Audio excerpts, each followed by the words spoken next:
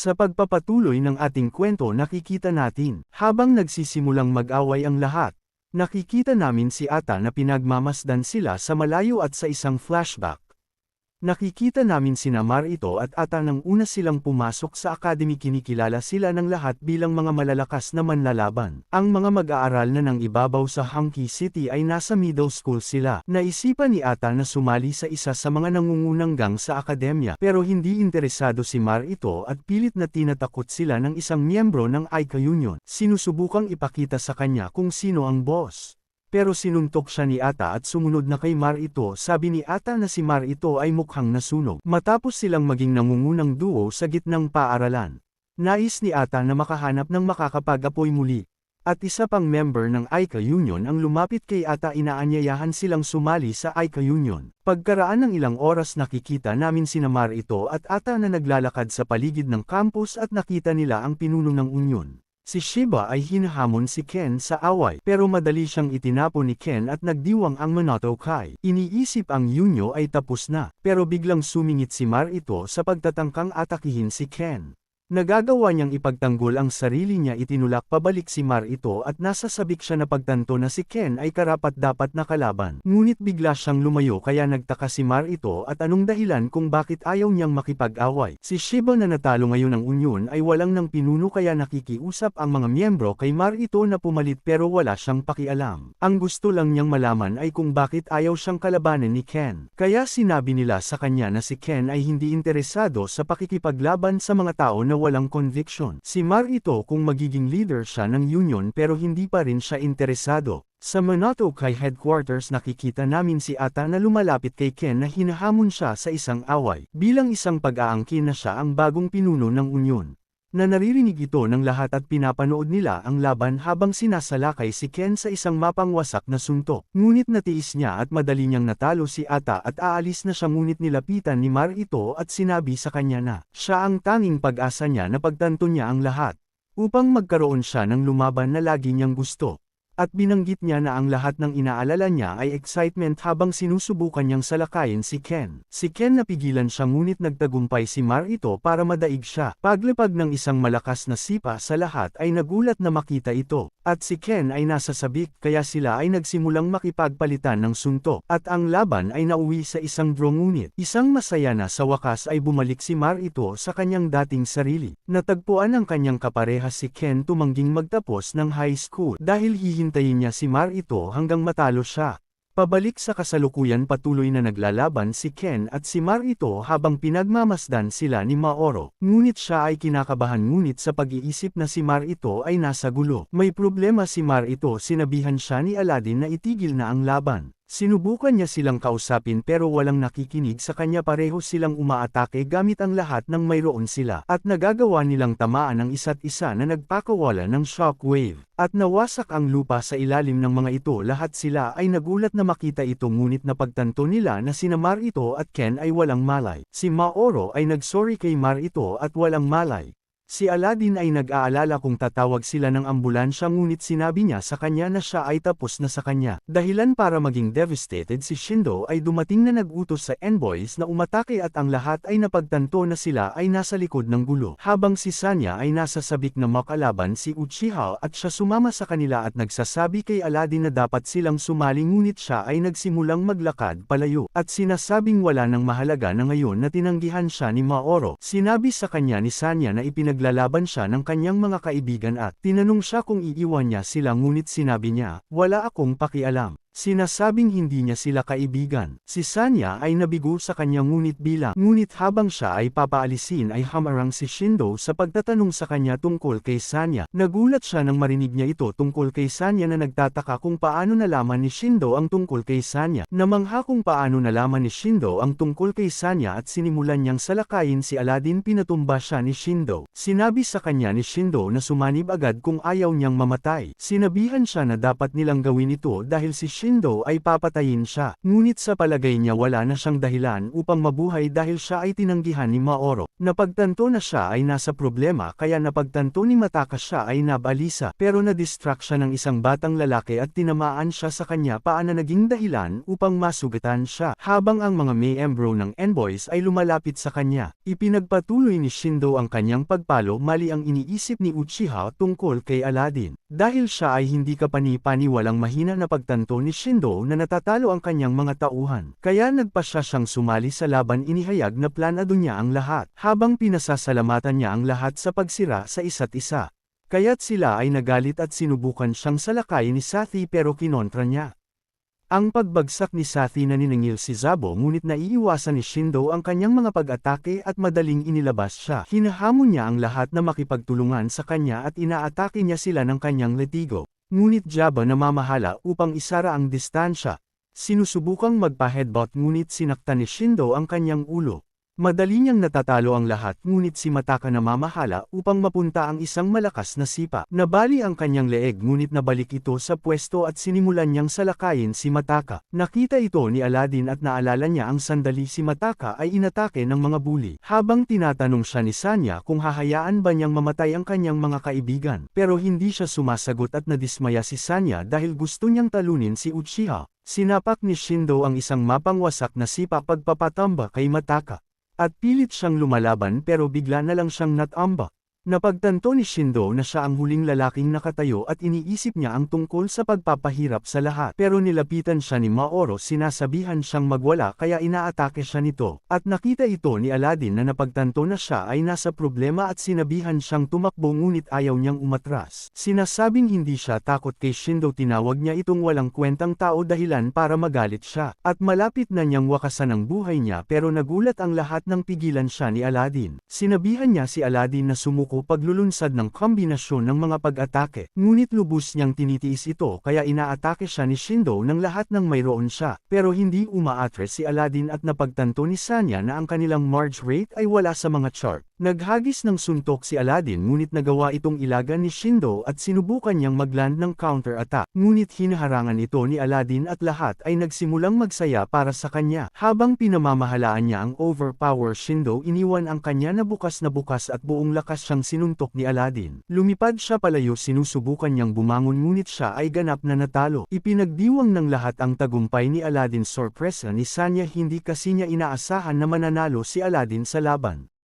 Alam na si Shindo ay sinapian ni Uchiha lumapit si Aladdin kay Maoro tinatanong kung okay lang siya pero hindi siya sumasagot. At lahat ay dumidikit sa kanya iniisip na siya ay kamangha-manghang. Nagkamalay na si Marito at Ken at sinabi ni Mataka kay Aladdin na palagi siyang naniniwala sa kanya. Pero walang pakialam si Aladdin at nagsimula na siyang maglakad palayo ngunit napagtanto niya na si Mataka ay nasugatan kaya tinulungan niya ito sabay sabing oras na para umuwi. Bumalik si Aladdin sa kanyang ina sino ang nakakaalam na siya ay nasa Kaila hilakbot na anyo kaya iniisip niya kung nakipag-away siya. Ngunit ayaw niyang sabihin ng kahit ano siya ay naliligo kasama si Sanya na isip niya na mali ang iniisip niya kay Aladdin dahil napatunayan niya ang kanyang sarili bilang isang mahusay na manlalaban. Pero binanggit niya na si Maoro lang ang inaalala niya nagtataka kung paano nalaman ni Shindo si Sanya. Sabi ni Sanya na hindi niya alam at matinding sakit ang nararamdaman ni Aladdin. Habang iniisip ni Sanya si Uchiha na pagtanto na sa wakas ay dumating na ang oras. Balik kay Marito habang nasa Aika Union pa siya habang binabanggit niya na gusto niyang talunin si Ken. Ayaw niyang maging pinuno ng Union dahil sa tingin niya ay kakilakilabot ang pangalan. Kaya naisipan niyang palitan ang pangalan ng Sigma Gang.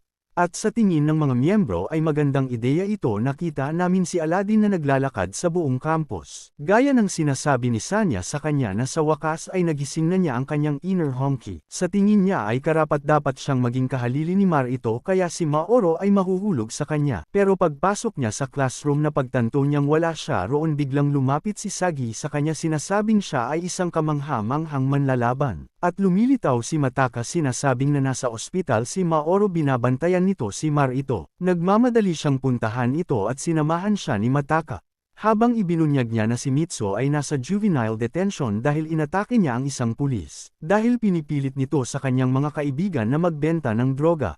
Naalala ni Mataka na gusto siya ni Mitsu na maging honky people at ito ang dahilan kung bakit hindi siya sumusuko sa kanyang pangarap. Binanggit niya na si Mitsu ay ilalabas sa susunod na linggo at masaya si Aladdin na marinig ito. Sa ospital nakita namin si Maoro na nagbabantay kay Marito at bibigyan na niya ito ng pagkain. Pero nakikita naman natin na nakakadiri, papakainin niya sana ito pero ayaw nitong kumain. Kaya hinawakan niya ang braso niya, dahilan para matarante siya. Sa sandaling iyon ay pumasok si Aladdin sa silid. Ngunit nagalit si Maoro, nagtataka kung ano ang ginagawa niya doon. Binati siya ni Marito na gusto niyang umalis sa ospital. Ngunit sinabi ni Maoro kay Aladdin na umalis dahil hindi siya bahagi ng kanilang pamilya, ngunit sinabihan siya ni Marito na umalis at tumakas siya. Kaya hinabol siya ni Aladdin, pinipigilan niya itong sabihin sa kanya na siya ay walang kwenta at lumayo siya. Ngunit naguguluhan siya sa pag-aakalang may gusto ito sa kanya. Binati siya ni Marito sa kanyang pagkapanalo laban kay Shindo. Iniimbitahan siyang magkaroon ng group date at agad naman siyang pumayag na sumama. Sinabi ni Tatsuto kay Aladdin ang tungkol sa kaganapan at napagtanto niya na ang Mononoke at Sigmagang ay magsasama. Kaya siya nabalisa ang pag-iisip si Mataka ay masisira ang moment nila ni Maoro. Sinabi sa kanya iyon ni Tatsuto, narinig ng lahat ang tungkol sa kanyang kamakailang tagumpay kaya siya ay magiging sikat. Sinasabi sa kanya iyon magkakaroon sila ng event sa beach at si Maoro ay magsusuot ng swimsuit.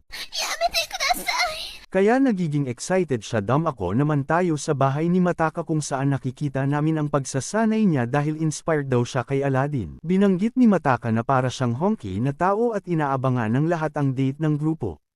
Ngunit wala sa mood si Zabo, sabi niya parang may utang siya kay Aladdin. Nakita namin si Aladdin na pinapakita ang kanyang muscle kahit wala naman. Iniisip na swertehin siya bukas pero sinasabi sa kanya ni Sanya na wala siyang muscularity whatsoever at komento ng kanyang ina na ang kanyang braso ay mukhang cute. Nang gabing yun sinabi ni Aladdin kay Sanya na pakiramdam niya ay isang tunay na lalaki at inamin ni Sanya na humanga siya sa galing ni Aladdin sa pakikipaglaban. Nagpa siyang sumali sa date ng grupo, iniisip na magiging masaya siya, may enjoy ang oras na magkasama sila ni Maoro. Kinabukasan nagtungo si Aladdin sa dalampasigan at nakakita ng tent kaya nagpa siyang pumasok. Napagtanto niya na magkakaroon sila ng grupo petsa ng labanan at inanunsyo ni Tatsuto na magsisimula na ang event kaya nagiging excited ang lahat. Para sa unang laban si Ata ay lumalaban kay Ken at nagsimula na silang mag-grappling sa isa't isa pero nakakascore si Ata ng takedown. Pero bumangon ulit si Ken at sinisingil niya si Ata, tinutulak siya sa mga lubod sa tingin ni Tatsuto.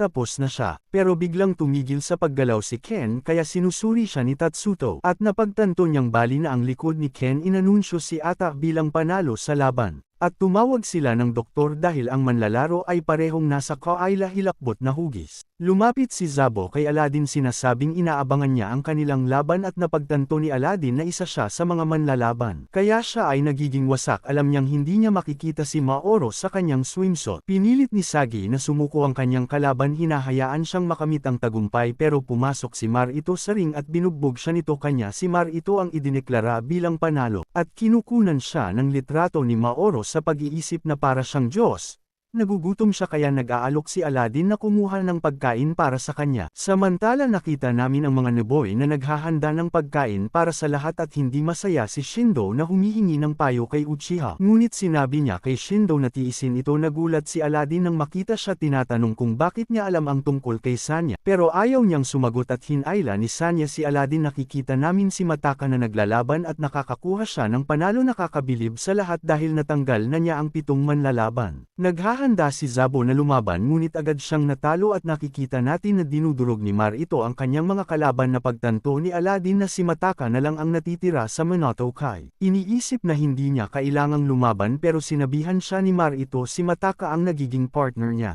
Sinasabing magkakaroon sila ng tag team match para sa panghuling round ay laban dito si Aladdin pero walang pakialam si Mataka kaya nawalan ng pag-asa si Aladdin. Sinasabihan niya si Sanya na sumanib sa kanya pero sabi ni Sanya sa kanya na dapat umasa siya sa sarili niyang lakas. At si Mataka ay inaabangan ng laban, si Tatsuto ay magsisimula na sa laban at sinabihan ni Aladdin si Mataka na manguna. Pero wala siyang balak tumulong kay Mataka kung siya ay nagkakaroon ng problema. Siya ay nagsisimulang makipagbuno kay Jabba at napaatras siya habang sinimulan siyang bugbugin ni Jabba. Pero lumaban siya at mukhang pantay ang tugma nila pagyaya ni Aladdin sa kanya pero at nakita ni Maoro na sinasabihan si Mar ito na magdag-in kaya nagpa siya siyang lumaban. Gustong ipakita sa kanya kung saan siya gawa. Malapit na siyang bugbugin ni Jabba ngunit gusto siyang labanan ni Mar ito. Ipinaliwanag ni Jabba na hindi niya kailangan ng tulong ngunit pinilit ni Mar ito. At natakot si Jabba kaya hinayaan niyang lumaban si Mar ito ngunit natakot si Aladdin kaya nagkunwari siyang may pulikat siya sa paa na nagsasabi kay Mataka na lumaban. Sinimulan siyang bugbugin ni Mar ito. Pero tumanggi siyang sumuko at sinubukan niyang gumanti ngunit nahuli siya sa paglipat ng pagsusumit habang tinanong ni Mar ito si Aladdin kung hahayaan niyang mamatay ang kanyang kaibigan. Ayaw ni Mataka na sumuko sa pag-aakalang walang kwenta ang laban ngunit nagawa niyang makalaya. At nakarating siya sa isang counter-attack lahat ay humanga sa pamamagitan ng kanyang pasya dahil nakikipaglaban siya na habang bali ang balikat. At ang ilong ni Mar ito ay nagsimulang dumudugo na ikinagulat ng lahat dahil hindi nila inaasahan na siya ay masasaktan. Ngunit siya ay naging seryoso sa paglulunsad kay Mataka sa hangin at naghahanda na tapusin siya ngunit binanggit ni Aladdin ang paboritong pagkain ni Mar ito na naging sanhi ng kanyang pagkagambala. At siya ay nahulog sa bigla niyang sinimulang salakayin si Aladdin kaya sinubukan ni Tatsuto na pigilan siya ngunit natamba siya.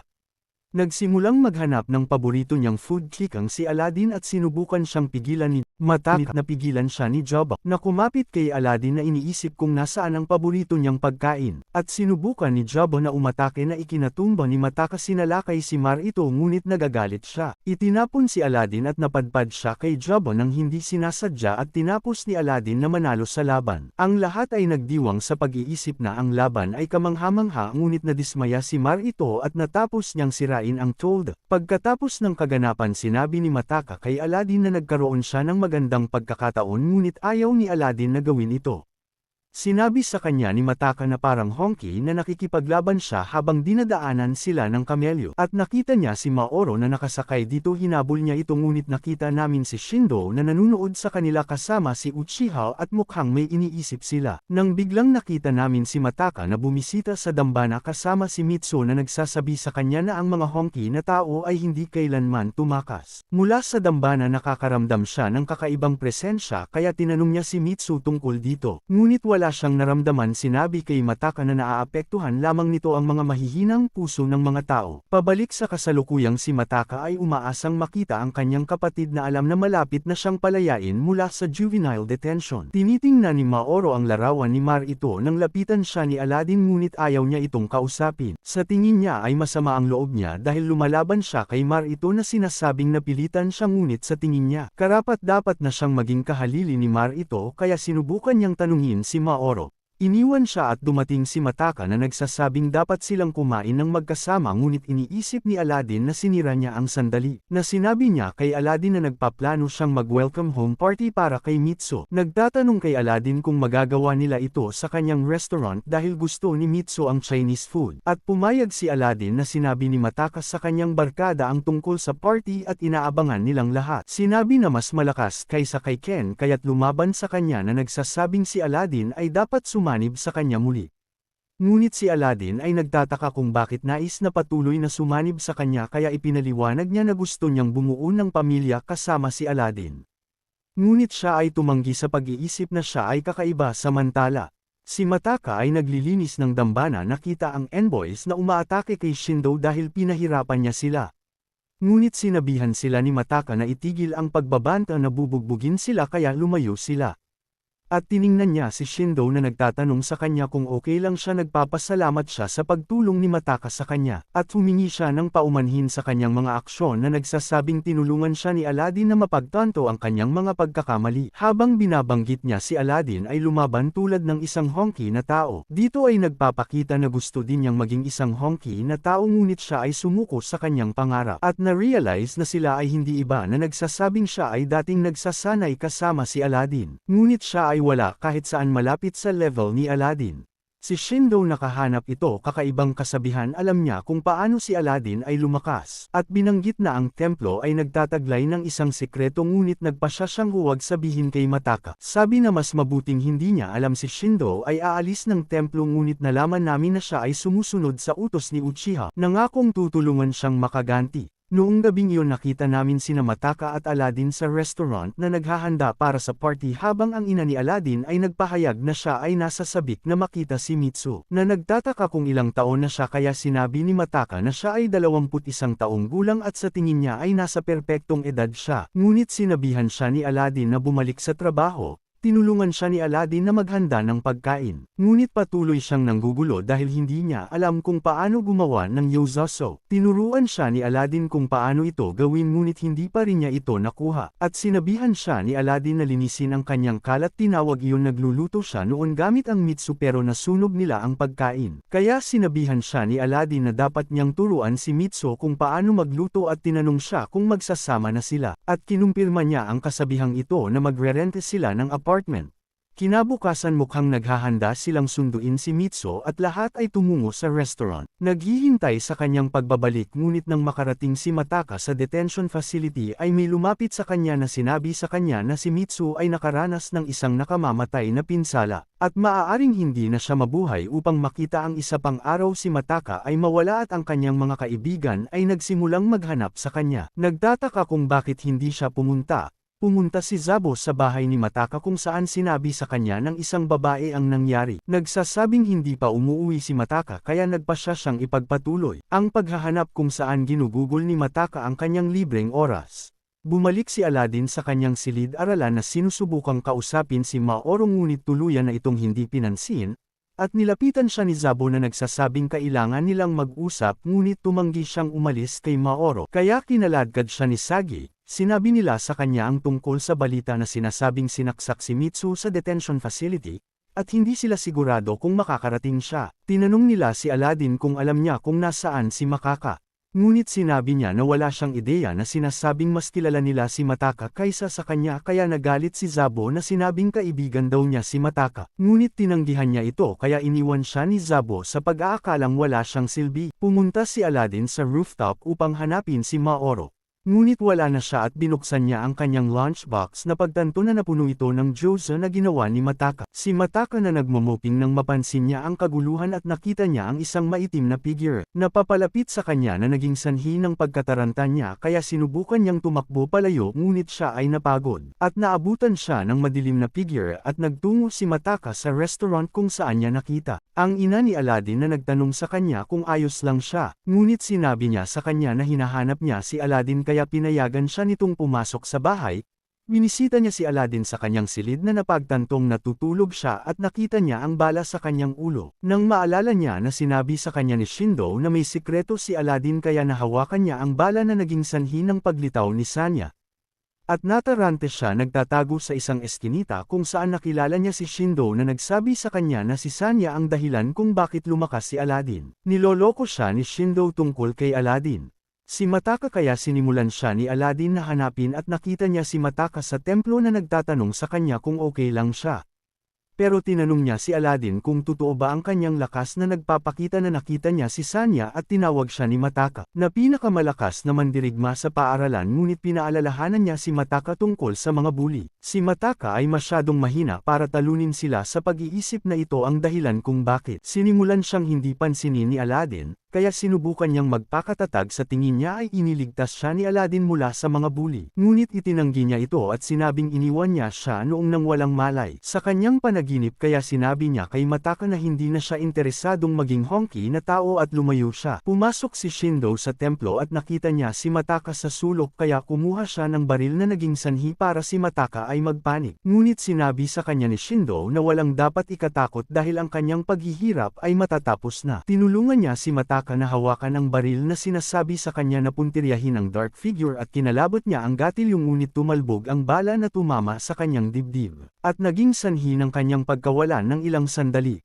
Nabawi niya ang malay ngunit napagtanto niya na ang bala ay tumama sa kanyang dibdib at hinawakan niya ito dahilan para mapalibutan siya ng matinding enerhiya. Nang biglang sumulpot si Uchiha nalaman namin na pinagtaksilan ni Uchiha si Shindo dahil hindi siya dapat lumipat kay Mataka. Ngunit ipinaliwanag niya na lagi niyang pipiliin ang pinakamalakas. Nagalit si Shindo at sinabing may potential siya na napagtantong nagsinungaling si Uchiha sa kanya. Ngunit sinabihan siya ni Uchiha na magpasalamat dahil maaari niyang kunin ang kanyang kanyang katawan. Sinubukan ni Shindo na barilin ang kanyang sarili na gustong bawiin si Uchiha ngunit hindi pumutok ang baril. At sa tingin ni Uchiha ay wala siyang silbi na pinutol namin ang mga envoys bilang nagsisimula silang mag-enjoy sa kanilang sarili. Na napagtanto na mas maganda ang buhay nang walang Shindo pero narinig niya ito kaya nagpasya siyang iwan sila. Si Aladdin ay nagtatrabaho sa restaurant habang sinasabi sa kanya ni Sanya na dapat ay mas mabait siya kay Mataka. Ngunit sa palagay niya ay ginawa niya ang tamang bagay na sinasabing nakakainis si Mataka. Kaya sinaktan siya, ngunit sa palagay niya ay hindi sapat ang pag-iisip tungkol sa paghampas sa kanya. Ngunit nag-ambala sila ng ina ni Aladdin na pinutol namin si Shindo habang sinisira niya ang lahat sa dambana. Na nagsasabing hinding-hindi niya mapapatawad ang nakita niya ang isang flyer tungkol sa mga hongki na tao at natuklasan niya ang isang lihim tungkol sa kanila.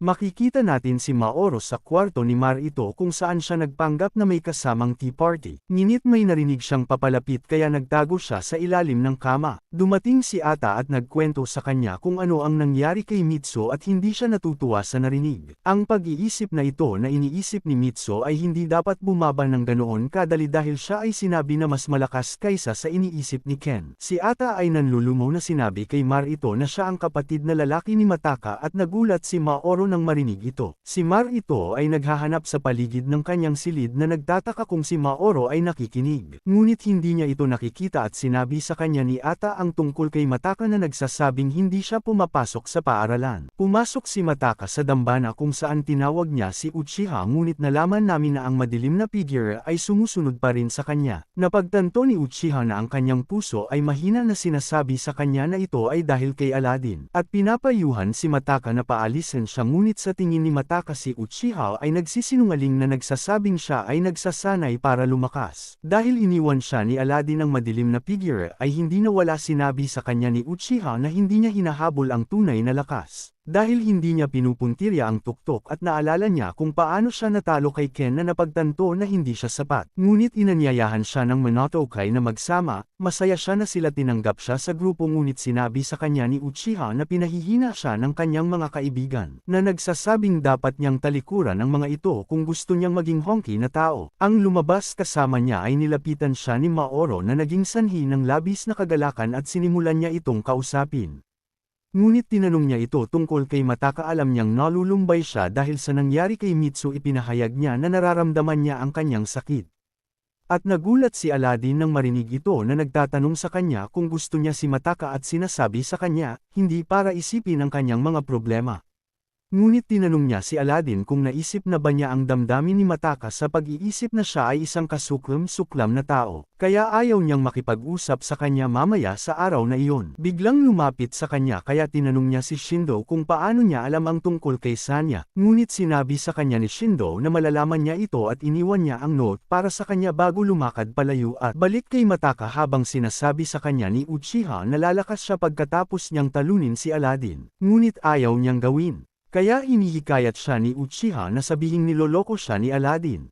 Naglalakad si Aladdin sa mga kalye at nag-iisip kung kailan maaayos ang kanyang paliligo. Ngunit sinabi sa kanya ni Sanya na dapat siyang gumugol ng mas maraming oras kasama si Mataka. Nagtataka siya kung bakit palaging pinag-uusapan ni Sanya ang tungkol kay Mataka. Kaya't isiniwalat niya na ipinaalala sa kanya ni Mataka ang isang taong nagsasabing upang sanayin kasama ang kanyang kaibigan na maging isang hongki na tao. Sa isang flashback nalaman namin na si Sanya ay isang malungkot na batang lalaki. Nang makita niya si Uchiha sa isang pakikipaglaban sa kalye na natalo ang isang mas malaking kalaban sa isang sipa. Nagsimula siyang humanga kay Uchiha na nagnanais na maging katulad niya kaya nagsimula siyang sumunod sa kanya. At sila ay naging mga kasosyo sa pagsasanay ngunit isang araw ay nasira ang kanilang pagkakaibigan. Nang maramdaman niya ang kadiliman kay Uchiha sa kasalukuyan.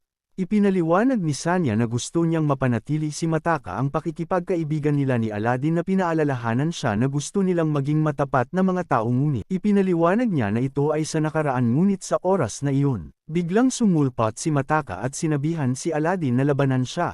Binanggit niya na gusto niyang maging honky na tao at sinimulan niyang salakayin si Aladdin. Na sinisipa siya palayo si Sanya, inisip na nagiging mapanganib kaya nagpa siya si Sanya na sumanib sa kanya na nagpapahintulot sa kanya na harangan ang mga pag-atake ni Mataka. Si Mataka ay nagulat na makita ito ngunit sa tingin niya ay kailangan niyang talunin si Aladdin sa lahat ng paraan. At binabalaan siya ni Uchiha na lalamunan siya ng kadiliman kung siya ay mab-aigo kaya't naghatid siya ng matinding sipa na nagpabagsak kay Aladdin. Ngunit nag-aalangan siyang pahintulutan si Aladdin na makatakas at lumilitaw na nagkakasalungatan si Mataka habang napapansin ni Uchiha na ang kanyang kabaitan ay humahadlang. Sa paraan ng pag-uwi ni Aladdin na nagtataka kung ano ang problema ni Mataka kaya naghahanda ng matulog ngunit nakita niya ang tala na iniwan siya. Si Aladdin na makipagkita kay Shindo tinanong siya ni Aladdin tungkol sa sikreto ni Uchiha kaya't si Shindo na nagsasabing ang layunin ni Uchiha ay nakawin ang kanyang katawan. Bumalik si Mataka sa shrine kung saan sinaway siya ni Uchiha na tinawag siyang duwag at nagsimulang mag-trash talk na sinasabi niya. Hindi niya kayang protektahan ang kanyang pamilya dahil wala siyang kailangan para maging isang honky na tao kaya Mataka. Nagalit dahilan upang magkaroon ng marka sa kanyang katawan at sinubukan niyang atakihin ang isang. Ngunit bigla siyang nawala at muli siyang lumitaw sa likod ni Mataka na pinapayuhan siyang gamitin ang kanyang galit para lumakas.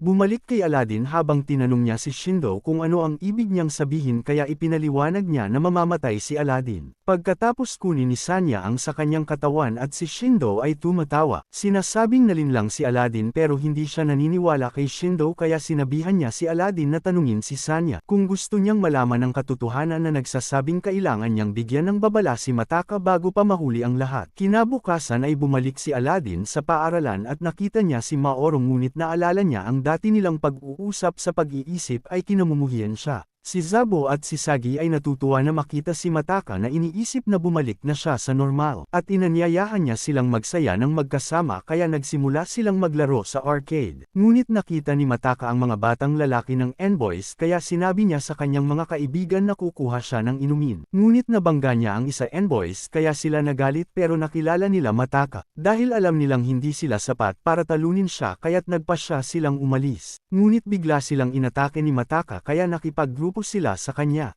Ngunit madali niyang natalo ang mga ito at nagtataka ang kanyang mga kaibigan kung ano ang problema sa kanya. Alam niyang hindi niya gusto.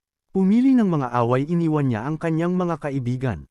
At siya ay naglalakad sa paligid ng bayan bilang isang nagpapayo sa kanya na talunin. Mas malalakas na kalaban sa pagkakataong iyon nakita niya si Marito na lumalapit na nag-iisip na bugbugin siya at tinanong ni Jabba si Mataka kung gusto niyang lumaban ngunit sinabi niya kay Jabba na hindi siya ang target ni Mataka. Biglang sinisingil ni Marito si Mataka gumawa ng sipa ngunit hinarangan ito ni Marito. At nagtataka siya kung bakit gusto niya ng away. Kasama niya ang mga pag-atake ni Mataka at sinasalungat niya si Marito. Tiniis ang suntok at hindi makapaniwala si Marito na walang humpay na umatake si Mataka kay Marito. Ngunit tumalon siya sa himpapawid at damapo ang isang malakas na sipa na nagpatamba kay Mataka. At pinayuhan siya na umatras dahil alam niyang hindi niya matatalo si Marito kaya nagpa siya siyang tumakas. At hahabulin na sana siya ni Jabba. Ngunit pinigilan ni Marito si Jabba na sinabihan siya na huwag pakialaman. Si Aladdin ay bumalik sa bahay para ipatawag si Sanya dahil gusto niyang malaman kung may balak si Sanya na nakawin ang kanyang katawan. Ngunit hindi tumugon si Sanya at pumasok ang kanyang ina sa kanyang silid. Sa pag-aakalang may kasintahan siya kaya pinayuhan siya nito. Naisuko ang lahat sa ngalan ng pag-ibig. Ngunit pinilit niya itong umalis at patuloy siyang nag-iisip kung sinusubukan ni Sanya na patayin siya. Bumalik si Mataka sa dambana kung saan sinabi sa kanya ni Uchiha na kailangan niyang panatilihin. Nakikipaglaban. Ang halimaw ay patuloy na magmumalto sa kanya kaya't inatake niya ang mga miyembro ng Sigma Gang. At sinabi ni Zabo kay Ken ang tungkol sa kasabihang ito na si Mataka ay kumikilos na kakaiba. Kaya't si Ken inutusan si Zabo na dalhin si Mataka. Nakita ni Mataka si Tatsuto ngunit lumakad lang siya palayo at tinanong siya ni Uchiha kung bakit hindi niya labanan si Tatsuto kaya ipinaliwanag niya na si Tatsuto ay masyadong mahina. Sa pag-iisip na kailangan niyang humanap ng mas malakas na kalaban ngunit sinabihan siya ni Uchiha na atakihin si Tatsuto. Kaya nilapitan siya ni Mataka at nagulat siya nang malaman niyang inaatake niya ang mga miyembro ng Sigma Gang. Sinabihan niya si Tatsuto na tumakbo kung natatakot siya ngunit siya ay naniningil at nagawa niyang tamaan si Mataka pero wala itong nagawa. At sinipa siya ni Mataka pero ayaw niyang sumuko kaya sinabihan ni Uchiha si Mataka na ituloy ang laban ngunit nag-aalangan siyang malaman na walang pagkakataon si Tatsuto. Kaya pinayuhan siya ni Uchiha na maging mas malupit. Sinasabi ito ang tanging paraan upang alisin ang halimaw. Sa convenience store si Jabba nang marinig niyang nag-uusap ang mga tao tungkol kay Tatsuto sa wonder kung bakit siya inatake kaya hinanap ni Jabba si Tatsuto at napagtanto niya na binugbog siya ni Mataka. Kaya sinubukan ni Jabba na iligtas siya napagtanto ni Jabba na siya ay nasa kaila hilakbot na kalagayan kaya siya ay nagalit at sinimulan niyang salakayin si Mataka. At tinutulak siya pabalik ngunit binalaan siya ni Uchiha na patuloy siyang pahihirapan ng halimaw kapag natalo siya. Kaya sinisingil niya ang pagsipa kay Jabba palayo siya ay nagpupumilit na bumangon ngunit patuloy siyang inaatake ni Mataka. Kaya nakiusap si Tatsuto na huminto siya ngunit siya tumanggi at patuloy niyang binubugbog sila. Pabalik sa paaralan pinag-uusapan ng lahat kung ano ang nangyari at nagtataka sila kung bakit sinasaktan ni Mataka ang mga tao dahil alam nilang mabuti siyang tao. At narinig ito ni Aladdin ngunit hindi siya makapaniwalang nangyayari ito. Naputol kami kanila Jabba at Tatsuto habang ipinahayag ni Jabba na siya ay nalulumbay. Dahil gusto niyang talunin si Mataka biglang sumulpot si Marito tinatanong sila kung ano ang nararamdaman nila at ipinaliwanag ni Tatsuto kung ano ang nangyari kaya sinabihan ni Marito si Jabba na iwan si Mataka sa kanya. Habang iniiwan nila si Marito at pinaalalahanan si Marito na si Jabba at Mataka ay dating magkaparehas na iniisip si Mataka ay naging mas malakas kaya pinayuhan ni Ata si Marito na umiwas. Inaasahan niya si Marito na labanan siya sa pag-aakalang siya ay isang karapat-dapat na kalaban. Patuloy na sinasalakay ni Mataka ang mga miyembro ng Sigma Gang at dumating si Zabo na nagtatanong sa kanya kung ano ang problema niya. Dahil hindi siya kumikilos tulad ng kanyang nakagawian ngunit ipinaliwanag niya na hindi alam ni Zabo. Sinabi niyang gusto niyang lumakas at nagalit si Sagi na nag-aalala sila tungkol sa kanya. Sinabi ni Zabo kay Mataka na gusto siyang makita ni Ken ngunit tumanggi siyang bumalik sa headquarters. Nagsasabing matatalo niya si Ken sa hinaharap. Ang lahat ay biglang nakarinig ng anunsyo at napagtanto nila na ginagamit ni Marito ang mikropono. Sinabihan si Mataka na pumunta sa field para magkasama silang maglaro alam ng lahat na maglalaban sila kaya sumugod sila sa field. At sinubukan sila ng guro na pigilan ngunit lumabas pa rin sila ng silid-aralan. Napagtanto na si Aladdin lang ang natitira sa silid sa pag-aakalang siya ay isang mahusay na estudyante ngunit bigla niyang naalala ang babala ni Shindo. Napagtantong kailangan niyang bigyan ng babala si Mataka kaya nagmadali din siyang pumunta sa field. Nakita namin ang lahat na naghihintay ng laban. Para magsimulang kung sino ang mananalo at ang isa sa kanila ay naisip na matatalo si Marito. Kaya sinigawan siya ni Maoro na nagsasabing si Marito ay invincible. Si Aladdin ay umabot sa field at napagtanto niya na ang laban ay nagsimula na nang si Marito nag-charge sa paglipad ng isang mapangwasak na sipa na nagtutulak kay Mataka pabalik. Ngunit natiis niya ito at napagtanto ni Marito na siya ay isang karapat-dapat na kalaban kaya nagpasya siyang tumigil sa pagpigil. Siya ay naglunsad ng isang sipa ngunit hinarang ito ni Mataka at nagsimula siyang lumaban ng agresibo habang nagpupumiglas si Marito na harangan ang kanyang mga pag-atake. Nakikita niya ang isang pambungad at sinubukan niyang itama ang pangwakas sipa, pero naharang ito ni Marito at napatumba niya si Mataka. Siya ay bumangon muli, ngunit binugbog siya ni Marito at tinanong siya kung iyon lang ang magagawa niya. Sinubukan niyang lumaban sa marumi paraan ngunit pinalayas siya ni Marito at iniisip ng lahat na tapos na siya. Kaya't itinuturing siya ni Uchiha sa pag-iisip na hindi niya magagawang talunin si Sanya. Ipinagpatuloy ni Marito ang kanyang pag-atake at naghanda siyang tapusin ang laban. Ngunit tumangging sumuko si Mataka na nagsasabing ayaw niyang mamuhay sa takot kaya nagbago ang isip ni Uchiha na napagtanto na si Mataka ay isang mahusay na vessel kaya pinahiram siya ni Uchiha ng kanyang kapangyarihan. At nagsimula silang lumaban habang hinaharangan ni Mataka ang pag-atake ni Marito at napunta siya sa isang malakas na sipa na nagpatalsak kay Marito. Lahat ay nagulat sa pagtataka. Paano niya nagawa ito at nagpupumiglas si Marito na bumangon habang papalapit si Mataka sa kanya. Na sinisipa siya habang nakadapa siya ay patuloy na inaatake si Marito kaya nag-alala si Maoro at napagtanto Natanto ni Mar ito na natalo siya kaya naging masaya siya. Dahil hindi siya natalo bago bumagsak si Maoro at nagtaka si Aladdin kung ano ang nangyayari kay Mataka. Tinawag niya si Sanya na nagmamakaawa sa kanya na sagutin ang kanyang mga tanong kaya lumitaw si Sanya. At sa isang flashback nalaman namin na noong nagsimulang malaman ng mundo ang kapayapaan ay inutusan ng mga awtoridad ang mga sundalo na paksain ang mga honki na tao. Nakita namin na naglalaban si Sanya at si Uchiha sa isang mabilis na umiiwas sa kanyang mga pag-atake at sinisipa siya palayo. Umamin siya na siya ay noong para kay Uchiha. Ngunit nabalisa siya sa pag-aakalang kinukutya siya ni Sanya. Isang araw hinahamon siya ni Uchiha na lumaban hanggang kamatayan ngunit tumanggi siya. Tinanong siya ni Sanya kung nawala ba siya sa kanyang isip ngunit bigla siyang umatake at hiniwa ang kanyang dibdib. Kaya lumaban siya at bumawi ng isang suntok. Napalayo si Uchiha, nagpatuloy sila sa pakikipaglaban. At nagawa ni Uchiha na manalo ngunit sa tingin niya ay kinukutya siya ni Sanya. Nasinabihan siyang bumangon ngunit biglang binaril si Uchiha kaya siya ay nagkolaps na nagsasabing siya ay magtatanam ng sama ng loob kay Sanya. At si Sanya ay binaril din kaya pareho silang namatay. Sa kasalukuyan, nagpapaliwanag na kailangan niyang ayusin ang mga bagay kay Uchiha, na nagsasabing gusto niya para malaman kung bakit gustong lumaban ni Uchiha hanggang kamatayan. Iniisip ni Aladdin na pinaplano ni Sanya na patayin siya pagkatapos na nakawin ang kanyang katawan. Ngunit itinanggi ito ni Sanya na nagpapaliwanag na plano niyang ibalik ito pagkatapos maabot ang kanyang layunin. Ngunit hindi naniniwala si Aladdin na sinabihan siyang umalis at humingi ng tawad si Sanya sa pagtatago nito mula sa kanyang. Masaya siya habang magkasama sila bago mawala sa hangin. Patuloy na inaatake ni Mataka ang mga tao at nakita niya si Aladdin na naghihintay sa kanya na nagbabala sa kanya na mamamatay siya pagkatapos na nakawin ni Uchiha ang kanyang katawan. Ngunit wala siyang pakialam, hindi niya inaakalang gagawin niya ang lahat para talunin si Aladdin. Umalis siya at kinakausap siya ni Uchiha na bakit hindi niya inaway si Aladdin. Kaya ipinaliwanag niya na kailangan niya munang gumawa ng isang bagay.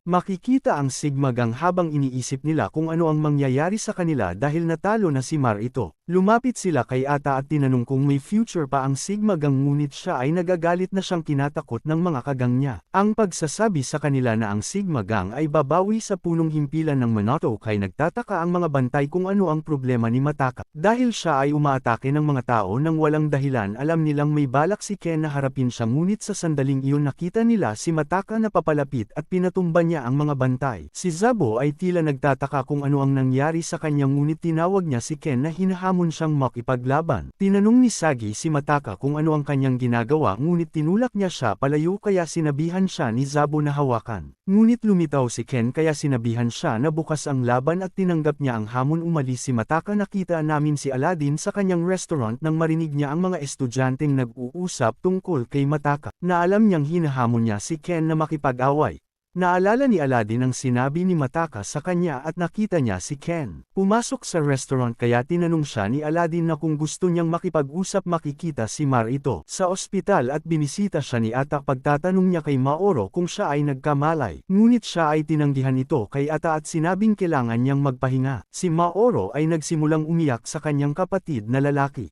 Si Sagi at Zabo ay nag-aalala kung ano ang dapat nilang gawin. Alam na ang laban ay magsisimula na. At sa isang flashback makikita natin sina Sagi at Zabo dahil sasali na sila sa Mononoke. Inaabangan ang pagsali sagang alam nila na si Ken ay nanalo ng 300 fights na sunod-sunod. Kaya akala nila invincible hanggang pero nakita nilang binugbog ni Mataka ang mga guard at hinahamon niya si Ken na makipag-away. Kaya nagulat sila sa pag-aakalang siya ay mabait na tao. Tinanggap ni Ken ang kanyang hamon at iniisip ng lahat na mamamatay na si Mataka. Ngunit sinisikap niyang sipain si Ken gamit ang lahat ng mayroon siya ngunit lubos itong tiniis ni Ken at sinabihan niya si Mataka na ihanda ang sarili habang naghahatid siya ng isang malakas na suntok na nagtulak sa kanya pabalik. Si Mataka ay natalo sa laban ngunit pinainom siya ni Sagi at Zabo at sinimulan nila siyang kausapin. Sa pag-aakalang siya ay kamangha-mangha kaya nagpasalamat siya sa kanilang inumin at naging magkaibigan sila. Pabalik sa present sinabi ni Zabo kay Sagi na hanapin si si Aladdin bago magsimula ang laban na alam niyang kaibigan siya ni Mataka. At pumayag si Sagi na gawin ito. Nakita namin si Jabba at Tatsuto sa ospital ngunit napagtanto nila wala pa ring malay si Marito kaya nag-alala sila dahil 3 araw na siyang natutulog. Gusto ni Jabba na talunin si Mataka. Sinasabing ipaghiganti ni Jabba si Marito ngunit pinigilan siya ni Tatsuto na sinabi sa kanya na wala siya sa kondisyon para makipaglaban. Alam ni Tatsuto na ang gang ay hindi magugulo dahil wala silang leader ngunit tiniyak niya sa kanila na gagaling si Marito at sinabing kailangan nilang protektahan ang gang hanggang sa makabalik siya.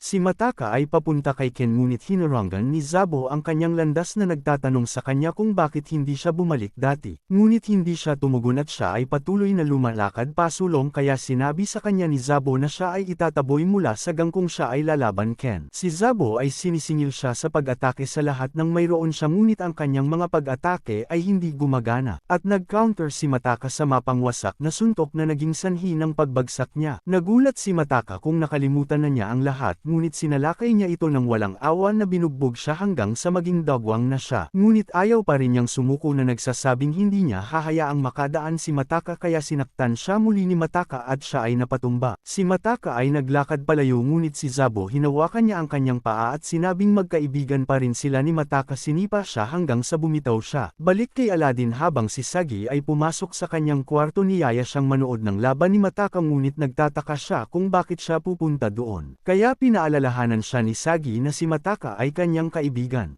Nakita namin si Ken na handa para sa labanan at sabi ni Mataka matatalo niya si Ken para lumakas siya. Dumating si Sagi kasama si Aladdin ngunit napagtanto niyang wala si Zabo. Kaya nagsimula siyang maghanap. Nalaman namin na inabandona si Mataka ng mga magulang niya at pinalaki siya ni Mitsu ngunit nang si Mitsu ay ipinadala sa juvenile detention. Nawala sa paningin ni Mataka ang kanyang sarili dahil si Mitsu lang ang sumusuporta sa kanya. Sinalakay ni Mataka si Ken nagpupumilit na makasabay sa kanyang mga galaw. Kaya nag-aalala ang mga miyembro ng Mononoke sa pag-aakalang siya ay may problema. Si Mataka ay naghatid ng malakas na sipa ngunit tiniis ito ni Ken. Kaya ipinagpatuloy niya ang kanyang pag-atake ngunit napigilan ni Ken ang kanyang mga pag-atake at siya ay nakarating sa isang malakas na suntok na nagpa-atras kay Mataka at si Ken naman ay sinubukang sugurin si Mataka. Sinabi niya sa kanya na palakasin ang kanyang sarili. Habang ginagamit ni Ken ang kanyang ultimate technique ngunit alam ni Mataka na ito ang parehong galaw na nagpatalo sa kanya. Sa nakaraan, alam niyang mas malakas siya kaysa sa dati,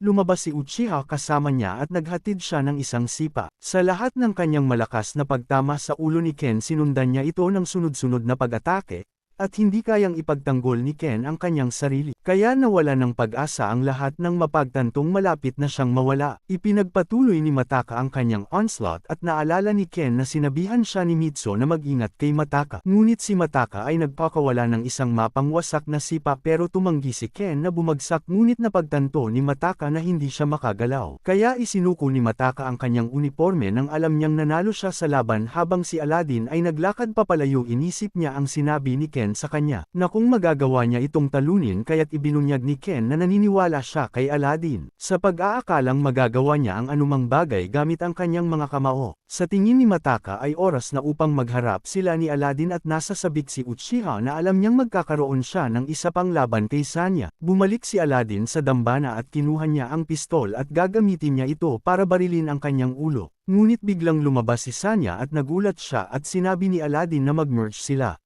Sa isang flashback narinig ni Aladdin ang mga kaklase niya na nag-uusap tungkol kay Mataka dahil nagte-training siya sa temple. Kaya inakala nilang weirdo siya. Naging curious si Aladdin kaya nag-observe siya kay Mataka habang nagte-training siya. Inisip niya na siya ay kahanga-hanga. Sinubukan niyang pigilan ang isang troso dahil sasampalin siya nito. Ngunit nabangga siya nito kaya tiningnan siya ni Aladdin at tinanong siya kung bakit niya ito ginagawa. Kaya ipinaliwanag niya na sinusubukan niyang maging honky na tao. At sa tingin ni Aladdin ay cool siya kaya nagpasya siyang magsanay kasama si Mataka. Pabalik sa kasalukuyan si Sanya ay nagbabala kay Aladdin na maaari siyang mamatay ngunit wala siyang pakialam. At sinabing handa siyang gawin ang lahat upang mailigtas si Mataka. Nakikita ang mga mag-aaral na naglalakad sa paligid ng bayan, na nagtataka kung bakit kakaiba ang panahon at nakikita nila si Mataka na kumikinang kaya tumakbo sila para sa kanilang buhay. Nalaman natin na kinokontrol ni Uchiha ang katawan ni Mataka at inaabangan niya ang laban nila ni Sanya. Tinatakpan ni Sagi si Zabo gamit ang mga benda sa pag-aakalang inatake siya ng isang grupo ng mga thugs. Ngunit tinanong si Sagi tungkol kay Mataka na nagsasabing kailangan nila siyang hanapin. Ipinaalala ni Sagi kay Zago na wala siyang kondisyon na gawin ito. Ngunit pinipilit ni Zabo kaya nagpa siya si Sagi na tulungan siya. Binigyan ni Maoro si Mar ito ng paborito niyang pagkain ngunit hindi siya nagising kaya naging malungkot siya at lumabas siya ng silid. Narinig niya ang pag-uusap tungkol sa isang pasyente na mukhang bakulaw kaya napagtanto niya na si Ken ay nasa sa ospital. Dinala niya sa kwarto ni Mar ito habang nagkunwaring ang nurse sa pagtawag sa kanya. Napagtanto nagkamalayan na si Mar ito at nasa tabi niya pala si Ken kaya nagulat siya ngunit masaya ang lahat na gumaling na siya. Umalis si Aladdin sa templo at nakita niyang papalapit si Mataka ngunit pinaliwanag ni Sanya na nakontrol na ni Uchiha ang katawan ni Mataka. Kaya naghahanda si Aladdin na makipaglaban sa pagsasabi kay Sanya na sumanib sa kanya. Ngunit pinaalalahanan siya ni Sanya na maaari siyang mamatay, ngunit wala siyang pakialam si Aladdin pagsasabing handa siyang makipagsapalaran. At kokontrolan ni Sanya ang kanyang katawan. Nagtanong kay Uchiha kung bakit gusto niyang lumaban hanggang kamatayan kaya sinabi niya kay Sanya na malapit na niyang malaman ang sagot. Sa gitna ng kanilang laban, inaatake ni Uchiha si Sanya at madali niyang pinalakas ang kapangyarihan niya. Nasinubukang lumaban ngunit iniiwas ni Uchiha ang kanyang mga suntok ngunit ipinagpatuloy ni Uchiha ang kanyang onslaught. At napagtanto ni Sanya na hindi siya mananalo sa pag-aakalang siya ay no-match para kay Uchiha. Naalala niya na si Uchiha ang naging inspirasyon niya upang maging isang honki na tao. Kaya sa tingin niya ay hindi na niya maaabot ang antas ni Uchiha dahil ang kanyang kalusugan ay lumalala. Kaya siya ay napabagsak ni Uchiha. Naghanda siya para tapusin ang laban at napagtanto ni Sanya na siya ay nabigo. Si Uchiha sa pag-aakalang hindi siya malakas para talunin siya ngunit sinaktan siya ni Aladdin na sinabihan siyang makipaglaban ng seryoso. Kaya ipinaliwanag ni Sanya na hindi niya hawak pabalik ngunit hindi naniniwala si Aladdin sa kanya na sinabihan siyang huminto sa pagtakbo. Nagising si Sanya at nagdulot siya ng isang malakas na suntok na nag-iiwan ng marka sa katawan ni Uchiha. Kaya nagsimulang tumawa si Uchiha nang malaman niyang hindi na nagpipigil si Sanya, at ang kanilang mga kapangyarihan ay nagtama na lumilikha ng flash ng liwanag. Si Sanya ay nakitapaglaban kay Uchiha, simulang sumuntok ng malakas. Ang lakas bilang honki na tao sinasabi ni Uchiha na laging may potensyal si Sanya na lampasan siya. Ngunit masaya siya na lumalaban sa kanyang ng buong lakas at pareho silang nag-e-enjoy sa laban. Habang patuloy silang nagpapalitan ng suntok pareho silang umaatake sa lahat ng mayroon sila. At si Sanya ay napabagsak si Uchiha kaya masaya si Uchiha na sa wakas ay nagawa na niyang lumampas sa kanya. Ngunit kinain ng madilim na figure si Uchiha at nabawi ni Mataka ang kontrol sa kanyang katawan na nagsasabing tatalunan niya si Aladdin. Napagtanto niya na naabsorb niya si Uchiha at bigla niyang inatake si Aladdin dahilan para bumagsak siya. At sinabi niya na hindi siya katugma para kay Mataka, na iniisip niya ang tungkol kay Maoro.